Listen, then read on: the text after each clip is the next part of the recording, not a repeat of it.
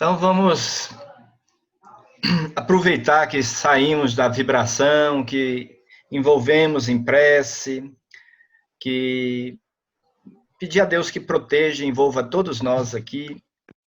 Essa aula, ela tem, qualquer uma delas, ela tem o objetivo de unir os pensamentos de todos nós, dissipar determinadas vibrações que teimam em permanecer ao redor de todos nós por conta da forma como nós lidamos com nossos pensamentos e ideias. O tema síndrome obsessiva, ele é muito amplo e aqui nós estamos colocando alguns aspectos que têm a ver com o nosso trabalho prático. É claro que nas reuniões presenciais, elas ficam mais enriquecidas com comentários, com participação. Assim que a gente retornar, nós vamos estar trabalhando algumas questões bem práticas ligadas à questão obsessiva. O estudo de casos que podem nos ajudar mais. Então, que Deus abençoe a nossa reunião de hoje. A síndrome obsessiva, ela, assim dizendo, a palavra síndrome é a palavra do meio médico, né? E quer dizer um conjunto de sintomas e de sinais e sintomas. Então, a grande característica da síndrome obsessiva é que a síndrome obsessiva é uma interferência direta do pensamento obsessivo do paciente e da entidade. A gente pode dizer que a obsessão é a doença da reciprocidade. Ou seja, é através da reciprocidade que existe esse fenômeno. E por causa da reciprocidade dos pensamentos, é que há também uma ampliação da percepção. Então, todos esses sintomas e sinais que vocês estão vendo aí relacionados, na verdade, o obsidiado percebendo dois níveis de consciência. Ele percebe o nível da consciência dele, como o cérebro e o sistema nervoso percebem os estímulos, e ele, ao mesmo tempo, com o seu perispírito, com a sua percepção extrasensorial, ele percebe o mundo extrasensorial, ou caracterizado principalmente pelo campo de envolvimento mental da entidade com ele. Então, ele começa, então, a ter alterações, tanto no seu sono, como na realidade, na vigília, durante a estar acordado. Então, quando dorme, ele vai ter, então, experiências muito, posso dizer, dramáticas. São experiências bem, bem dramáticas, porque é uma condição de percepção extremamente dolorosas para o indivíduo obsidiado, que vai fazendo com que ele perca completamente o equilíbrio, né? Então, esses pesadelos recorrentes, esses sonhos assustadores, todos eles desencadeiam respostas emocionais, que levam, então, ao que nós chamamos de desregulação emocional, né? Agressividade, baixa tolerância, e que, grande parte das vezes, leva o indivíduo a um estado de distanciamento da espiritualidade. Ele vai perdendo o contato com hábitos que o ajudariam. Então, ele vai sendo sitiado, né? E vai, então, abandonando aquele convívio social, as situações, porque isso vem de encontro ao desejo de domínio da entidade. Nós estamos falando aqui de um tipo de síndrome obsessiva ligados à questão da mentalização, envolvimento fluídico e hipnose, que é obsessões, como Kardec descreveu. É claro que quando a gente tem um artefato fluídico, uma tecnologia do astral inferior colocado no cérebro de um indivíduo, é para fazer a mesma coisa que nós estamos descrevendo aqui. Se vocês estudarem mais profundamente isso, vocês vão ver que um artefato fluídico, um artefato tecnológico, mentalizado por um magro negro, ou é claro que o magro negro geralmente não vai mexer com isso, ele pede um cientista que vai ali, né, colocar aquela estrutura no cérebro. Na verdade, o que ele vai fazer é fazer com que o cérebro funcione alterado, levando, então, a um monte de percepções alteradas. E isso assusta, isso perturba, isso desequilibra emocionalmente o encarnado. Esses artefatos fazem isso. Eles fazem uma alteração nos tecidos do sistema nervoso, na condução elétrica do sistema nervoso, dando vários sintomas. Então, ideação de suicídio pode ser uma delas, comportamento suicida, pode ter vários outros artefatos. Mas aqui nós estamos falando da obsessão por mentalização. Uma coisa importante é que quanto mais o campo mental do encarnado ele é envolvido pelo espírito, ele começa, então, a ter alterações senso-perceptivas. Né? A psiquiatria vai ver essas alterações e vai chamar de alucinação, delírios, mas a síndrome obsessiva precisa ser muito bem avaliada, né, passando o indivíduo pelo aparelho mediúnico, para que possamos, então, ver se essas alucinações e delírios reais, pela psiquiatria são reais mesmo, estão ali, se não são decorrentes de indução espiritual. Se há a presença de alguma entidade, se não há essa entidade, se há a presença de alguma tecnologia implantada no indivíduo. Então, isso é muito importante, que a síndrome obsessiva ela seja identificada os fatores intrínsecos ligados àquela sintomatologia. Né? Como ele vai ter uma percepção gradual do campo mental da entidade, a experiência de medo ela vai estar presente o tempo todo, né? E aí, tanto o quadro da síndrome obsessiva, ele se interpõe, ele se sobrepõe, ele se mistura com a síndrome psiquiátrica. Então, vocês estão vendo que Kardec foi o que primeiro estudou realmente essas condições. Então, quais são as formas de a gente fazer o diagnóstico diferencial? Esse slide saiu da ordem aqui, eu não prestei atenção. Então, eu vou comentar alguma dessas, como que a síndrome obsessiva, ela leva o indivíduo a ter brechas psíquicas. As brechas psíquicas são exatamente a forma com que a entidade vai fazendo o encampamento, ou seja, o envolvimento do encarnado. Ou seja, as brechas psíquicas são aquelas condições que fazem a mente ficar em fixação mental. Elas estão todas aí, né? São sentimentos mantidos e sustentados. Não é uma raiva que você tem de vez em quando, não é um sentimento de tristeza que você tem de vez em quando, não. Porque quando você tem de vez em quando, você vigia. Aqui não. O indivíduo invigilante, ele mantém e sustenta esses sentimentos. Ele mantém e sustenta a revolta. Ele mantém e sustenta o ciúme. Ele mantém e sustenta as emoções negativas, a depressão, a autopiedade, a tristeza, a culpa. Então, não é que uma emoção vai nos tornar obsidiados. Isso nunca. É a persistência em vigilante manter e sustentar estados negativos. Então, esses estados que a pessoa não luta, ela não enfrenta, não faz esforço para buscar superar aquilo, e essas se constituem em brechas psíquicas. Essas são portas abertas à influenciação, porque é ali, experimentando uma, duas vezes, três vezes, um mês, um ano a revolta, a entidade vai acoplando o seu campo vibratório. Lembra da aula de sintonia? É ali que se estabelece a ressonância vibratória. Então, isso fica o mecanismo aí perfeitamente entendido. Quando você vê uma obsessão complexa, que você coloca um ovoide, que a entidade coloca um ovoide, coloca um elemental, coloca um artefato, ele também vai provocar essas mesmas coisas, só que é com a tecnologia. Então, a gente facilita demais isso. Basta ficar assistindo séries com determinados conteúdos, perdendo tempo assistindo determinada programação, que você facilita muita coisa. É assim, é como se eu fosse um parceiro. Não falei que doença obsessiva não é reciprocidade? Continue fazendo isso, que ele vai identificar esses estados como facilitadores Não são brechas, são verdadeiras portas abertas totalmente.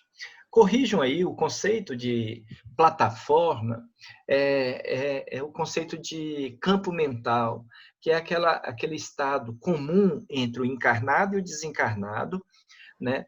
Entre as vibrações são comuns entre ambos, que levam então à síndrome e às várias percepções que o obsidiado vai tendo.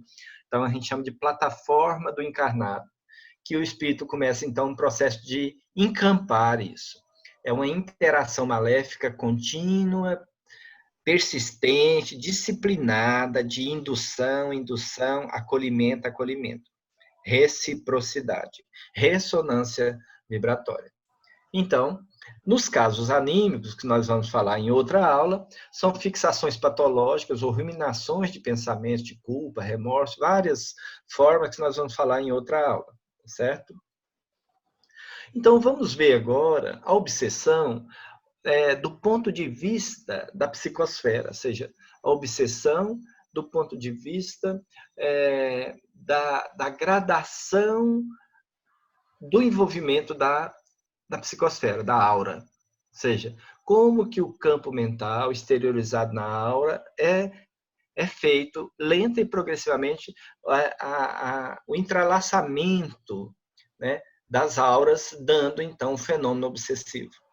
Então, a primeira condição é que, pelo nosso comportamento mental, moral, emocional, espiritual, ou seja, pela nossa sintonia moral, nós exteriorizamos ao redor de nós um padrão de vibrações. É como se fosse a nossa forma de se exteriorizar, essa é a nossa plataforma, nosso hálito mental, né? Como diz Emmanuel. Então, esse padrão de vibrações é a nossa natureza energética.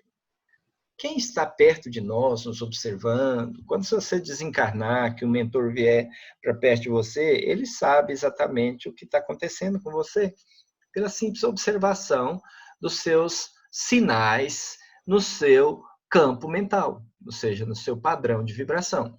Então, ela expressa ao redor de cada um a exata irradiação do campo de energia que você está acostumado, a sua exteriorização. Né? Não são essa exteriorização construída por pensamentos do cotidiano, não. Essas coisas de escovar o dente, trabalhar, andar, sair de casa, não. Essa aura, essa plataforma nossa, ela é construída pelo que é persistente no campo mental, que é persistente no campo moral e no campo espiritual. É o que nós somos realmente, certo? Então, é importante isso. Através dessa exteriorização, os espíritos eles podem, então, nos observar detidamente e reconhecer os estados de equilíbrio ou desequilíbrio, as brechas psíquicas. E aí, o processo de sintonia vibratória, ele se dá através da reciprocidade. A gente chama de imantação dos campos, né? A imantação dos campos áuricos. Então, essa imantação, basta ele ir reconhecendo os nossos sentimentos, nossos pensamentos, nossas emoções, dando determinados estímulos ali e aqui, né? O que nós sentimos verdadeiramente. E é isso que constrói a nossa plataforma. E os espíritos estão ali, né, entrando em sintonia. Você pode ter um exemplo disso de forma inconsciente, se você estiver no lugar e se você estiver assistindo uma discussão, se você presta atenção na discussão, logo, logo você estabelece sintonia com aquilo ali. E aí você vai, então, entrar numa ressonância vibratória e logo você está com reciprocidade com aquela situação ali, exteriorizando emoções e sentimentos de você. É o mesmo processo. Só que o obsessor está invisível e você não está percebendo que essa indução sutil ela está ocorrendo, até chegar num processo completamente físico, passando pelo moral e apenas por uma influência sutil, no caso dos mais simples. Tudo envolve a aura. Então, se a gente observar essa imagem aqui, a ressonância vibratória mostra que as auras vão se mesclando. Agora estão diferentes as imagens, mas se você pegar Com o tempo, a ação mentoafetiva do obsessor vai criando uma sintonia telepática. E o campo mental dele vai se acoplando ao campo mental. É como se você tivesse um mecanismo de incorporação, de psicofonia, e esse processo na obsessão ela vai ocorrendo inconscientemente por parte do encarnado. Essa ressonância vibratória ela vai se estabelecendo. É por isso que essa ressonância constrói aquela síndrome lá atrás, com aqueles vários sintomas. Então, todo pensamento gera um campo mento-magnético, mento-afetivo. Então, o pensamento gera um fulcro de energia e cria um campo energético negativo, coerente com as vibrações negativas da pessoa. Então, o pensamento do obsessor gera um fulcro de energia. Como ele está num padrão semelhante do encarnado, eles vão, então, ser coerentes. Eles vão estar em sintonia, em vibração. E logo, esse assédio, que era apenas sutil indução espiritual, ele vai passando por uma questão mais moral, no caso da fascinação, depois físico e depois possessão, subjugação, como se fosse uma própria incorporação entre obsessor e obsidiado. Então, a ação ela é chamada mentoafetiva porque ela tem pensamentos, ideações, volição e afetividade. Então, ela envolve todo o campo da expressão mental de uma pessoa. Então, ele não é só isso ali, um pensamento ali, não. Ele vai envolvendo as expressões afetivas, do humor, da tristeza, todas as questões no campo emocional e depois no campo dos sentimentos. Isso é importante. Então, na fascinação, diferente disso que eu acabei de colocar, que ocorre na obsessão simples, na fascinação ocorre uma lenta e gradual invasão do campo mental, aí já no quesito sugestão moral. Ou seja, ali já são as energias do desencarnado sobrepondo as energias do fascinado. Olha que aqui o nível de domínio é ligeiramente mais grave, porque ali basta o indivíduo ficar mais vigilante na obsessão simples, ali no encampamento, na ressonância vibratória, ficar um pouco mais vigilante, ele já percebe. Mas aqui não. Aqui, o fulcro de energia, ele vai direto no campo moral. Então, as energias do desencarnado, ele vai incorporando a do fascinado. Porque aqui o objetivo do indivíduo, do agente obsessor, é dominar a vontade e o discernimento. Então, é um ataque aqui no campo do discernimento, em direção ao livre-arbítrio da pessoa. Tá? Então, isso é um ataque mais lento, é um ataque mais sutil, é uma questão que vai mexer com a capacidade de perceber a realidade. Então, veja bem, na fascinação aqui, como eu estou mostrando, o encampamento áurico ele vai acontecendo de uma forma tão lenta que o indivíduo vai perder o teste da realidade. Como em qualquer esquizofrenia, como em qualquer processo de fascínio. O fascínio ocorre porque a volição da pessoa está lenta e progressivamente sendo dominada e ele vai perdendo o discernimento.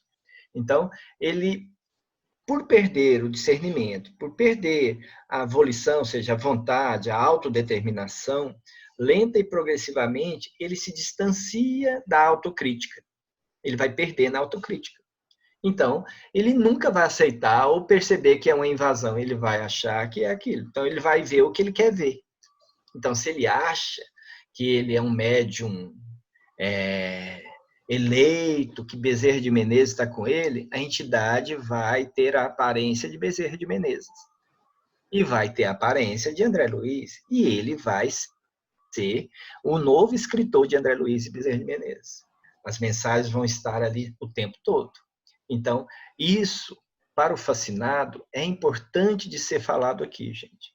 A entidade pode dar a forma que ela quiser, a aparência que o obsidiado né, por vaidade, por orgulho, que quer usar para aparecer, não para trabalhar, então ele vai ter esse tipo de fascínio, e esse fascínio vai levar ele à obsessão grave chamada fascinação, onde há um domínio moral do indivíduo, né? Esse domínio moral, muitas vezes, graves, que a gente vê por aí. Então, toda sugestão mental no indivíduo nessas condições, por mais absurda que ela seja, ela vai ser entendida como algo, como uma verdadeira revelação, né? E ele não vai questionar mais, não vai. E quanto mais alguém tenta avisar, pior fica. Então, nessa etapa, a fascinação, há um domínio moral total, né? E uma superposição áurica, onde o indivíduo só obedece. O objetivo da fascinação é isolar o indivíduo, deixar ele no ridículo, desmoralizar ele e chegar a evoluir para um quadro de subjugação em diversas outras dimensões de gravidade do quadro. Porque aqui o livre-arbítrio da pessoa já está profundamente afetado. Não igual à subjugação e à possessão, mas já está bem complicado. Então, nesse sentido, a gente vai ver que na subjugação, né, o obsessor já alcança um domínio muito grande. A gente diz que é um domínio total do obsidiado. Ou seja, aqui a hipnose é profunda.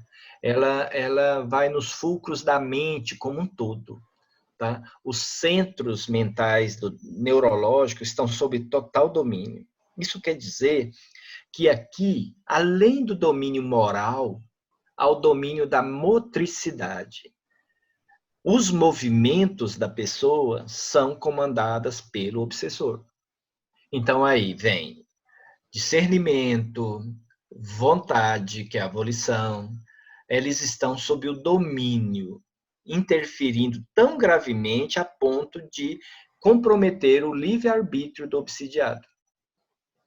Então, ele está completamente subjugado em termos dos movimentos que ele vai fazer, né? Ele vai fazer se o obsessor deixar, se o obsessor quiser, a contragosto ele vai fazer o movimento e a vontade está ali completamente subjugada. Então, tanto o movimento quanto a volição subjugada, a gente diz que o indivíduo está em uma subjugação obsessiva grave. Tá? Esse quadro de subjugação, ele tem consequências muito graves para o corpo físico.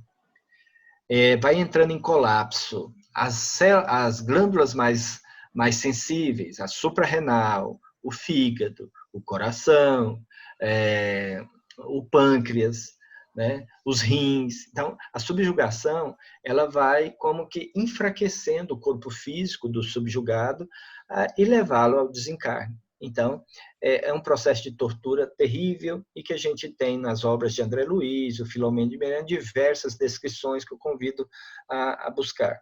No Missionários da Luz e nos Domínios da Mediunidade, vocês têm bons exemplos lá. Bom? Então, essas relações desarmônicas, elas precisam ser divididas.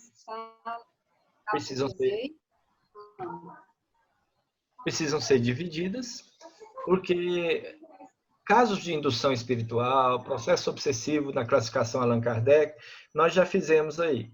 Agora nós vamos trabalhar autoobsessão, obsessões complexas e síndromes mediúnicas. É claro que as síndromes mediúnicas, elas são aqui colocadas porque são extremamente frequentes nos consultórios psiquiátricos, né? Porque elas se superpõem às síndromes mediúnicas com diversos sintomas de ansiedade, ataques de pânico, e que a gente precisa estar explicando para a pessoa, encaminhando para tratamento espiritual. Eles acham que tem quadro obsessivo, às vezes tem, complicando, mas é preciso que a gente faça uma aula lá na frente só sobre isso. Então, hoje nós vamos falar um pouco sobre obsessões complexas, ver se dá tempo de terminar o tema, tá bom? O Francisco Cajazeiras, num livro da AME, ele diz o seguinte, aí é um outro livro dele, Depressão, Doença da Alma, muito bom também. Francisco Cajazeiras fala assim: sabemos que os processos obsessivos se manifestam mais no campo do pensamento, das ideias e do comportamento, o que pode fazer com que ele seja confundido com a já extensa classificação dos transtornos psiquiátricos. Essa é a guerra que se trava no consultório. O esforço que tem de 1, 2, 3, 4, 5 consultas para convencer uma pessoa a buscar tratamento espiritual. Porque quase que a maioria dos quadros da psiquiatria, se não todos, tem um componente espiritual ou anímico complicando a sintomatologia. E se o paciente tomar a medicação e tiver uma melhora, ele vai abrir mão e não vai querer continuar o tratamento e vai piorar. Então, esse é um dos problemas. O outro são espíritas, que tendem a dizer que não usa remédio porque é uma muleta, que ele não combina, não concorda com remédio. Gente, se você tem um corpo físico, a síndrome obsessiva está dando sintoma e você precisa ficar mais tranquilo, mais aliviado, até que você se reeduque, que você se vigie, que você melhore, que você mude a sua sintonia moral, use o remédio até você conseguir auxiliar o seu tratamento. Aí você pode tirar o remédio. Senão, você vai ser um usuário de remédio crônico, porque a síndrome obsessiva vai te enlouquecer. Então, isso é necessário. O problema é que muitos chegam com essas ideias e a gente gasta 3, 4, 5, 6 meses para convencer uma pessoa a fazer o tratamento completo. Usar medicamento no início, fazer o tratamento espiritual, fazer a mudança da sintonia moral, mudar os hábitos, ler, se educar, autoconhecimento. E isso não é fácil. E isso, quem ganha é o obsessor. Tá? Então, aqui está um livro, um trecho em texto que eu transformei em tabela. Tá? O texto original aparece na Revista Espírita Francesa, mas ele está também no livro que é o Espiritismo. Ele é um texto grande do Kardec. Eu transformei, adaptei, né? Faltou... Ih, tá tudo errado essa palavra aí. Em forma de tabela. De vez em quando tem que ler isso antes de mandar para o Tiago. Loucura patológica e loucura obsessiva. Você veja que em 1857, Kardec já começou o estudo e realmente foi muito longe. O que ele falou nesse texto aqui, eu coloquei na tabela o seguinte: a loucura patológica, que é aquela que tem alteração da fisiologia cerebral, o cérebro está normal, né? Às vezes o paciente pede para fazer ressonância magnética para achar alteração por causa da loucura. Isso não existe, né? Existem algumas alterações, mas não são sinais seguros de que aquilo é da esquizofrenia ou de outra loucura qualquer. Então, a loucura patológica, psiquiátrica, né? Kardec falou que são desordens nos órgãos da expressão do pensamento. Há uma lesão funcional, isso quer dizer, uma organicidade. A lesão funcional é a fisiologia. Vamos dar um exemplo. No caso da esquizofrenia, as vias dopaminérgicas, são 4 vias do sistema nervoso, elas estão alteradas. Tá? Então, já na loucura obsessional, você olha o paciente, trata ele, faz a desobsessão, muda completamente aquela síndrome obsessiva. Não era uma síndrome psiquiátrica, e sim uma síndrome obsessiva. O paciente pode tirar o remédio e vai bem. O problema é que a maioria que procura a gente, ele já está 3, 4, 5 anos num processo obsessivo grave, já com lesões dessas vias. E aí precisa, às vezes, tomar a medicação por um tempo longo. O espírito conserva a plenitude de suas faculdades na loucura patológica. Veja bem, o instrumento que é o cérebro, ou seja, onde se expressa a mente através do cérebro, ele está desorganizado. Então, o espírito, se você desdobrar ele, ele fala de forma lúcida. Ele conserva a plenitude de suas faculdades, diz Kardec. Porém, o instrumento do corpo físico, a mente, o cérebro, é psicótico, não consegue manifestar ali. É a mesma coisa com o indivíduo na demência e no autismo. Então, já na loucura obsessional, é o próprio espírito que se acha afetado pela ação obsessora, pelo encampamento fluídico, né, na subjugação. Então, aqui ele compara os quadros de esquizofrenia e transtorno, a loucura patológica, com a subjugação. Ou seja, não há uma lesão orgânica ainda, mas é o próprio espírito que se acha afetado pela subjugação de um espírito estranho que o domina e comanda, como foi explicado. Nesse caso, a expressão do pensamento está alterada pela ação do próprio espírito. Ele que interfere no pensamento do encarnado. Já na doença psiquiátrica, a expressão do pensamento é incoerente por conta dos ascendentes kármicos e expiatórios. Aquilo que ele fez no passado, repercutindo no cérebro dele e manifestando uma expiação, que é conhecida pelo nome de esquizofrenia. Isso quer dizer que a esquizofrenia é o tratamento desse indivíduo com esses ascendentes kármicos e expiatórios, né, com prejuízos diante da lei de causa e efeito. Então, ele renasce com tudo aquilo que ele fez com o próprio cérebro. Aí a doença, organicidade, né? Que pode vir ou não complicada com obsessão. Então, na loucura obsessional, não. O espírito está afetado, você trata a desobsessão, ele melhora e fica lúcido, porque o cérebro dele não tem lesão, ainda se for tratado a tempo. Porque subjugação pode dar lesão no cérebro, nessas mesmas vias dopaminérgicas. Neste caso, é preciso tentar curar o órgão doente, equilibrando as vias dopaminérgicas, dando antipsicótico. Naquela época não tinha, mas agora a gente faz isso. Assim, no caso da loucura obsessional, basta livrar o encarnado daquele hóspede inoportuno, né, a fim de lhe restituir a liberdade e a sanidade. Então, Kardec, muito claro, um pensamento extremamente claro, para fazer o diagnóstico diferencial entre loucura patológica e loucura obsessional. Tá? Então, a classificação dos processos baseado na gravidade, tá? Foi isso aqui. Ó. Nós colocamos, agora estamos repetindo, só que agora baseado a que a gente chama de classificação doutrinária da obsessão, é simples, fascinação e subjugação, possessão. Então, na obsessão simples, a influência ela é discreta, em alguns casos há o desejo de prejudicar, mas na maioria das vezes é só aproxima do encarnado por invigilância dele mesmo, né? Ou então por fazer o mal por prazer mesmo. Geralmente não tem um vínculo com o passado espiritual. A obsessão simples, se a gente tiver ela nos casos em que há uma influência discreta, mas sem intenção de fazer o mal, aí o Dr. Lacerda chama isso de indução espiritual. Não chama de obsessão. Por quê? Para ser obsessão tem que ter a intenção de prejudicar. Então, há o desejo de prejudicar ou apenas fazer o mal por prazer. Mas existem vários casos em que há uma indução espiritual sem o desejo de fazer o mal. O desencarnado está ali, um familiar desencarnado está ali, está fazendo mal para o netinho dele, que chora a noite inteira, mas ele não sabe, ele gosta do neto, quer ficar ali perto, mas ele não percebe que aquela indução espiritual está prejudicando o netinho. Isso ocorre demais. Então, não há um vínculo com o passado, porque é por invigilância, vê a oportunidade ali e vai. Tá? O fator causal mais frequente desses casos de indução mental espiritual e obsessão simples é a invigilância. Já a fascinação, aqui a ilusão é produzida pela ação direta do espírito, ou seja, no campo moral do encarnado. Né?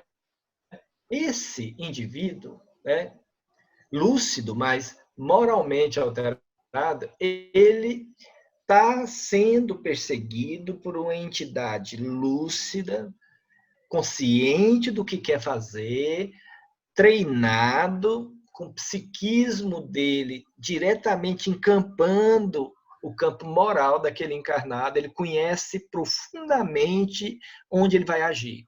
Então, esse indivíduo que faz a fascinação, ele já é possuidor de uma crueldade, de um desejo de fazer o mal mesmo. Pode ser ligado. Então, no caso da fascinação,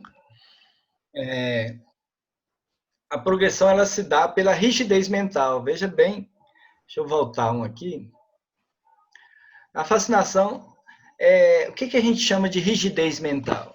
Aqui na fascinação, o indivíduo encarnado, ele vai tendo uma rigidez mental, porque ele começa a ficar com a ideia fixa em relação àquilo que ele tem. Ou vaidade, ou orgulho, ou certos pensamentos preconcebidos. Então, a fascinação, ela utiliza esses pensamentos rígidos da pessoa. Por exemplo, ele quer ser reconhecido como um médium famoso, ele quer produzir, ele quer ter psicografias bem reconhecidas, né? Ele quer psicografar um espírito famoso, etc, etc. Então, é em cima dessa rigidez moral, essa rigidez dele, é que ele sofre a ação. Então, é no campo moral mesmo a fascinação. Pode esse indivíduo ter visto a oportunidade e ali se aproximado daquela pessoa por invigilância, ou pode ter um problema com essa pessoa do passado espiritual. Alguns litígios de fascinados, eles levam séculos e se seguem reencarnações afora. Outra coisa importante é que o médium ostensivo ele pode estar submetido a esse tipo de processo mais que outra pessoa que não tem mediunidade ostensiva, mas não está ligado apenas à prática mediúnica, porque a invigilância, a falta de renovação moral, ela é da humanidade toda nesse estágio em que nos encontramos. Então, a invigilância leva à ação inteligente, não é igual na obsessão simples, que é um indivíduo fortuito, né, que não tem um treinamento para fazer isso. No caso, o fascinado é que ele sabe, ele é lúcido, ele sabe o que quer chegar e onde vai e sabe esperar. Tá? E ele vai no campo moral para perturbar o raciocínio da criatura invigilante e vaidosa. Então, os aspectos morais aqui são muito relevantes. E à medida que o indivíduo vai tendo rigidez mental, ele fica fechado num ambiente totalmente próprio da mente dele, fixo, onde ele só tem certezas, né? Então, só aquilo que vem da mente do obsessor ele considera como certo. Amigo vai avisar, ele fica com raiva, por isso que a fascinação é a doença do isolamento, né? A autocrítica vai se deteriorando, todos percebem o problema, ele não vai perceber, porque ele está completamente agora no campo de influência mental do raciocínio do obsessor. Então, a profilaxia, num caso nessa altura, né, diferentemente da obsessão simples, né, que a invigilância moral tem seu fator de piora para outras formas, se o indivíduo não faz nenhum tipo de esforço, mas um tratamento espiritual, uma participação, uma leitura, já na obsessão simples, isso já é um passe, já ajuda muito. Né? Agora, aqui na fascinação, ele precisaria estar querendo fazer isso. Como a vontade dele já está comprometida, né? Ele às vezes não vai fazer os antídotos da fascinação, que é leitura, estudo, prece, trabalho sério no campo do bem. Porém, geralmente o fascinado recusa isso porque ele está achando que ele está com a missão ali. Ele está cumprindo uma missão, então ele às vezes não utiliza desses antídotos. Por isso que é muito comum o fascinado caminhar para subjugação. Então, a profilaxia das obsessões simples compreende, entre outros, o trabalho no campo do bem, a renovação íntima, tudo aquilo que a gente fala para o tratamento de desobsessão. E aí a gente observa que tem umas pessoas que melhoram rapidamente. Rapidamente. Logo já tem aquela melhora, já se engaja nos estudos, já tem um controle melhor das emoções, de boa mente, participa das atividades assistenciais, ele já se engaja, há um engajamento espontâneo dessa pessoa, que ela teve essa renovação neural, mudança dos pensamentos, dos hábitos, das emoções. É isso que se espera. Só que boa parte das casas espíritas desenham o tratamento da casa espírita para obsessão simples. E isso não vai nem 20%. A maioria, 80% dos quadros, são de fascinação, subjugação e obsessões complexas. Então, o tratamento tem que ser desenhado para todas. Aí é que começam os problemas, porque você começa a desenhar o trabalho de desobsessão com correntemente eletromagnética, aí já vem um ali, não é doutrinário. Apometria, não é doutrinário. Cirurgia espiritual, não é doutrinário. E aí, de não doutrinário, não faz nada. Aí fica acusando o paciente de que é papa tratamento, papa passe, e está sempre querendo voltar ao tratamento de desobsessão. Cuidado, né? Não é refratariedade, é equipe não treinada. Equipe que não se prepara adequadamente para a gravidade da doença obsessiva. Então, a obsessão simples, o prognóstico é legal, é bom. Não quer dizer que é uma coisa fácil. Se não houver colaboração do encarnado, o prognóstico é péssimo, porque ele evolui para os outros quadros. A fascinação aí, o prognóstico, né, é, é reservado. É reservado porque o indivíduo vai se isolando de todo mundo e isso aí faz com que ele fique preso a si mesmo e a entidade que o domina. Né? E o discernimento vai caminhando para o que nós chamamos de subjugação. Então, os comentários aqui é que o fator tempo é uma das coisas mais importantes nessa evolução.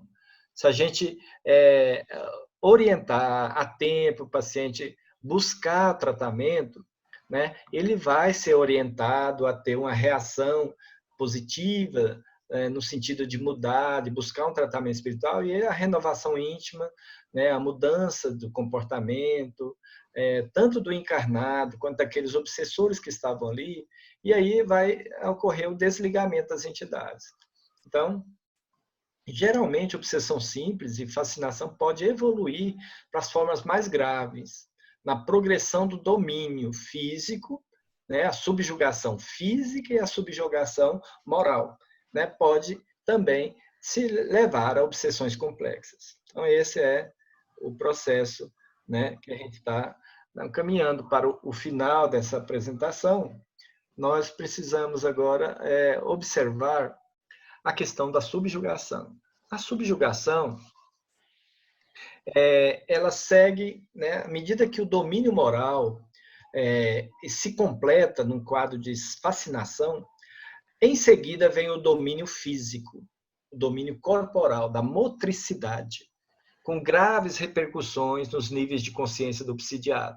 Então, eles vão alterando não só o corpo físico, vai alterando também o duplo etérico, o perispírito. Há uma contaminação, um processo grave ali. Então, a subjugação ela pode ocorrer no campo moral ou físico. Então, na constrição moral, podemos encontrar rica sintomatologia. Nós podemos ter um indivíduo desorientado no tempo e espaço, alucinações auditivas e visuais. É um quadro igualzinho ao surto psicótico. Completamente igual. Muito difícil. O único jeito de saber, o médico não sabe, ele vai tratar isso aí como se fosse algo normal. Nós temos que levar a varredura mediúnica para que possamos identificar quem está por trás dessa rica sintomatologia. Porque se for uma entidade e a gente conseguir fazer o atendimento dessa entidade, conseguir convencê-la a mudar o seu projeto, envolver tanto ela quanto o paciente começa com o tratamento da sua renovação moral e o espírito também, através do esclarecimento, a gente consegue encaminhar, mas não podemos nunca prometer nada. A gente tem que só falar o que tem que ser feito para que a gente consiga avançar no tratamento. Então, nesse caso, na construção moral, a gente pode encontrar esses sintomas muito parecidos com a esquizofrenia. Aí, o embotamento afetivo, o que quer dizer isso? Embotamento afetivo é quando o indivíduo olha para você e você vê que a máscara facial dele não manifesta nada. A esquizofrenia tem embotamento afetivo, o paciente deprimido, você olha para o rosto dele, está congelado o rosto, não tem mímica facial nenhuma de emoção. Né? O prejuízo na vontade, então tudo isso faz com que ele tenha um desinteresse com a realidade que o cérebro, um distanciamento afetivo. Tá? Na constrição física, que é a subjugação física, a ação é direta na motricidade, impondo movimentos e atitudes involuntárias. Né? E é nesses casos de domínio assim é que surgem aqueles quadros de epilepsia sem que tenha o eletroencefalograma alterado.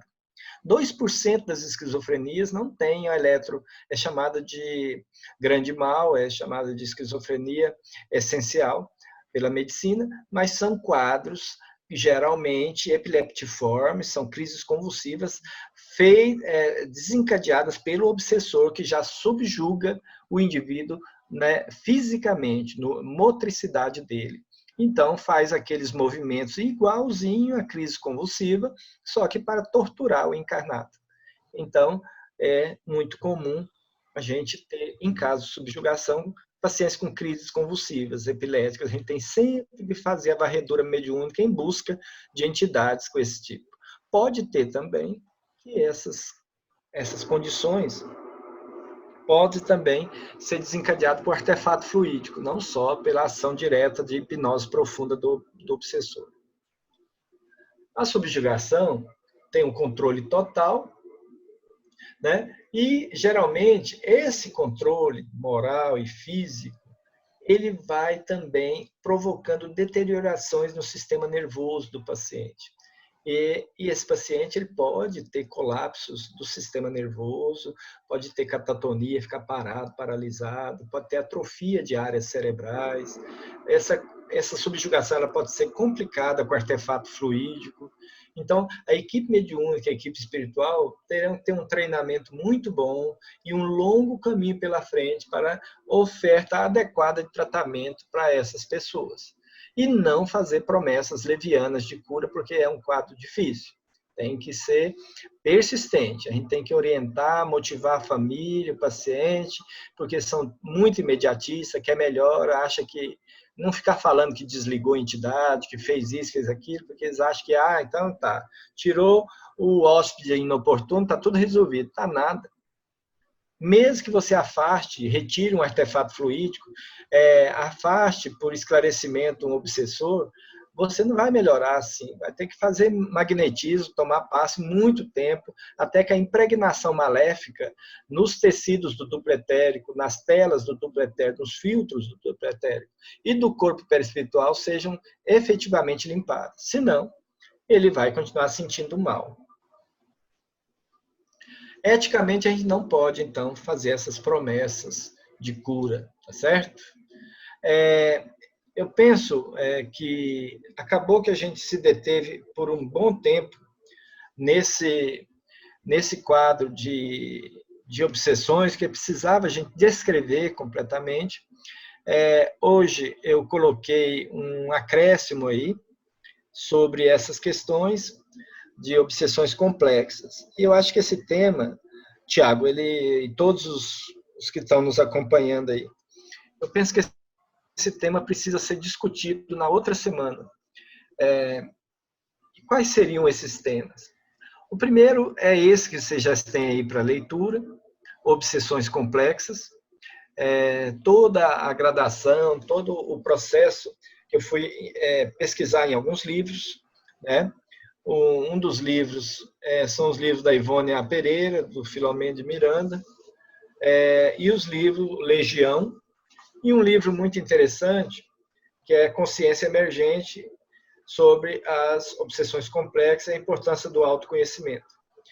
Então, montando esse trabalho de revisão da obsessão, gente, eu resolvi, então, que a partir da semana que vem nós vamos falar sobre obsessões complexas, vamos falar sobre a equipe mediúnica que cuida de obsessões complexas, como é que deveria se comportar os médiuns e como deveria ser os estudos, como deveria ser os conteúdos para quem quer trabalhar com obsessões complexas. E, por fim, os quadros anímicos chamados de auto-obsessivos. Então, essas seriam as 3 reuniões das próximas semanas. Não há necessidade da gente esgotar o assunto num dia só. Eu tinha que dar uma explicada boa nos mecanismos áuricos dos processos obsessivos, mas agora nós vamos nos deter na semana que vem apenas com quadros de obsessões complexas, que durante a semana vocês podem dirigir perguntas, pode ser por e-mail, wesley.cel@hotmail.com. Esse e-mail me permite responder com mais brevidade esses questionamentos, se vocês tiverem dúvidas sobre obsessões complexas, tá certo? Então, a partir da semana que vem, nós vamos falar sobre obsessões complexas e envolver, depois disso, a questão dos tratamentos espirituais e como é que ocorrem esses tratamentos nesses casos de obsessões, tá bom? Então, eu vou fechar por aqui, não começar o tema obsessões complexas, porque eu penso que ele precisa ser feito num bloco único na semana que vem. Tá bom? Agradeço a todos a oportunidade e espero ter ampliado um pouco a percepção desses mecanismos, porque nós participamos do grupo Saúde Integral, nós temos que ser especialistas no tratamento de quadros obsessivos, ter ideias corretas, firmes, lúcidas sobre essa questão das obsessões, porque é o tema que nós precisamos estar aptos, treinados, né, e estudiosos do tema. Então, existem vários livros. Chega um momento em que você tem que sair um pouco dos estudos doutrinários, propriamente dito, passando por Filomeno de Miranda. Não tem jeito de um médium que trabalha com um grupo mediúnico não estudar Filomeno de Miranda. Ele tem que sair de Kardec no sentido de ver os casos clínicos que Filomeno de Miranda traz, André Luiz traz, porque são quadros graves. Então, fica Kardec, Filomeno de Miranda, André Luiz, né, todos os estudos do grupo Filomeno que trabalha a obsessão. Tem um livro só do grupo Filomeno de Miranda, só sobre obsessão. Convém ler, porque é um resumo muito bom. É um livro, não é fácil de achar, mas é um livro muito interessante. Vou deixar a foto no grupo. Um livro muito interessante. E aí eu tive que entrar em outros livros, e o Legião foi um deles. Existe os Senhores da Escuridão, que tem um capítulo só sobre isso, e existe os livros do Joseph Kleber sobre obsessões complexas e vários outros processos que vocês têm que, na altura do possível, ir adentrando, estudando, porque nós temos que entender que o Grupo Saúde Integral é um grupo de especialidades mediúnicas. E o especialista, ele é estudioso. Se você se propõe a trabalhar com isso, vocês vão ver na aula sobre grupos mediúnicos que trabalham com obsessões complexas, eles têm que ser estudiosos. Se não for estudioso, vai ter dificuldade. Primeiro, que boa parte da educação nossa, enquanto médio, é feita em desdobramento. Aí que começam os problemas, vou mostrar na aula. Aí que começam os problemas. Desdobramento durante o sono. Então, aí começam as questões. Então, que Deus abençoe a nossa semana, que abençoe a todos hoje no seu sono. Um abraço a todos. Obrigado.